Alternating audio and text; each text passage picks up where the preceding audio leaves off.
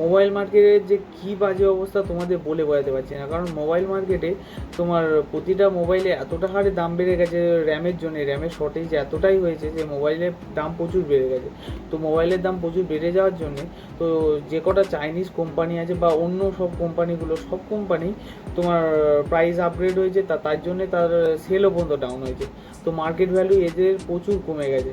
কিন্তু এর মাঝখানে দুজনই রাজার মতো দাঁড়িয়ে আছে, সেটা হলো আইফোনের দুনিয়ায় আইফোন একা, আর অ্যান্ড্রয়েডের দুনিয়ায় স্যামসাং একা। এরা দুজন মার্কেট ভ্যালু হিসেবে এদের দাম বেড়েছে ঠিকই, কিন্তু এদের তোমার মার্কেটিংয়ের যে পার্সেন্টেজটা থাকে পুরো সেমই আছে, কোনো টোটালি কমেনি, আর উল্টে বেড়েছে।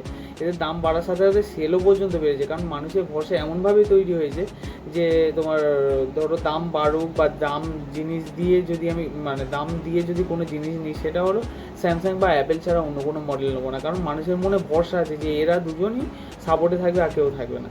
তাই জন্যে স্যামসাং অ্যাপেল এখনও পর্যন্ত মার্কেটে সবার উপরে আছে। তো এদের মার্কেট ভ্যালু এখনও পর্যন্ত কমেনি, কিন্তু জিনিসপত্রের দামের সাথে সাথে অন্য যেসব কোম্পানি আছে তাদের প্রচুর মার্কেট ভ্যালু কমেছে, এমনকি দামের সাথে সাথে ওদের প্রচুর লসও হয়েছে।